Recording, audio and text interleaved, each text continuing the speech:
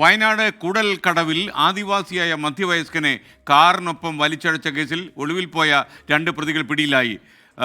രണ്ട് പ്രതികളെ പോലീസ് കസ്റ്റഡിയിലെടുത്തു കഴിഞ്ഞു. പനമരം സ്വദേശികളായ വിഷ്ണു, നബീൽ കമർ എന്നിവരാണ് ഇപ്പോൾ പിടിയിലായത്. കേസിൽ രണ്ടുപേരെ നേരത്തെ പോലീസ് പിടിച്ചിരുന്നു. സുർജിത്ത് അയ്യപ്പത്ത് വയനാട്ടിൽ നിന്നും ടെലഫോണിൽ. സുർജിത്ത്, എപ്പോഴാണ് ഇവരെ പിടിക്കാൻ പോലീസിന് കഴിഞ്ഞത്? SKN ഇവർ കീഴടങ്ങിയതാണോ അതോ പോലീസ് പിടികൂടിയതാണോ എന്നുള്ള കാര്യത്തിൽ ഇനിയും വ്യക്തത വന്നിട്ടില്ല. SMS ഡിവൈഎസ്പിയുടെ നേതൃത്വത്തിലുള്ള സംഘമാണ് നിലവിൽ ഇപ്പോഴുമായി വന്നിട്ട് കേസ് നോക്കുന്നത്. അത്തരത്തിൽ എവിടെ വെച്ചാണ് ഇവർ പിടിയിലായതെന്നുള്ള ഉൾപ്പെടെയുള്ള കാര്യങ്ങളിൽ വ്യക്തത വരേണ്ടതുണ്ട്. എന്തായാലും രണ്ടുപേരും പിടിയിലായിട്ടുണ്ട് എന്നുള്ളതാണ് നമുക്ക് ലഭ്യമാകുന്ന കൃത്യമായ വിവരം. അതായത് പനമരം സ്വദേശികളാണ് ഈ രണ്ടുപേരും, നബീൽ കമർ അതോടൊപ്പം വിഷ്ണു. ഈ രണ്ടുപേരാണ് ഈ കേസിലെ രണ്ട് പ്രതികൾ.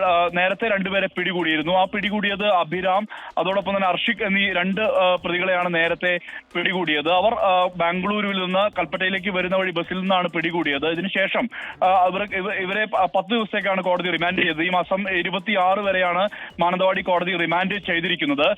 ഈ മറ്റുള്ളവർക്കായി പോലീസ് അന്വേഷണം വ്യാപകമാക്കിയിരുന്നു. പ്രത്യേകിച്ച് ഇവർ സംസ്ഥാനം വിടാനുള്ള സാധ്യത ഉൾപ്പെടെയുള്ള കാര്യങ്ങൾ പോലീസിന് സംശയമുണ്ടായിരുന്നു. പോലീസ് വിവിധ സ്ക്വാഡുകളായി ഇവർക്ക് വേണ്ടി തിരച്ചിൽ തുടരുന്ന ഒരു സാഹചര്യം ഉണ്ടായിരുന്നു. ഇതിനിടയിലാണ് ഇപ്പോൾ ഇവർ രണ്ടുപേരും പിടിയിലായിരിക്കും എന്നുള്ള വിവരം പുറത്തു വരുന്നത്. ഇതിൽ ഈ കാറ് ഈ കൂടൽക്കടവ് പ്രദേശത്ത് ഈ 4 പേരും 4 സംഘം ഒരു കാറിൽ എത്തുകയായിരുന്നു. അതിനുശേഷം അവർ ഈ അവിടുത്തെ പുഴയിൽ, അതായത് മാനന്തവാടി പുഴയും അതോടൊപ്പം തന്നെ പനമരം പുഴയും ചേരുന്ന കൂടൽക്കടവ് എന്ന് പറയുന്ന പ്രദേശം കബനിപ്പുഴ തുടങ്ങുന്ന മേഖലയാണ്.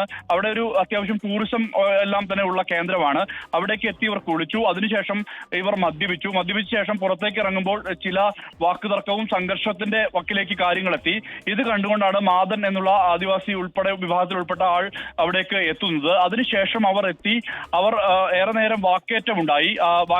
അതിനെ തുടർന്ന് ഈ കാർ എടുത്തു പോകുന്നതിനിടയിലാണ് മാദനെ വലിച്ചഴച്ചു കൊണ്ടുപോകുന്ന ആ ദൃശ്യം പുറത്തു വന്നത്. ഇതിന്റെ അടിസ്ഥാനത്തിൽ ഇവർക്ക് വേണ്ടി ഈ ദൃശ്യം പുറത്തു വന്നതിന് പിന്നാലെ വലിയ രീതിയിലുള്ള തെരച്ചിൽ ഇവർക്ക് വേണ്ടി പോലീസ് നടത്തിയിരുന്നു.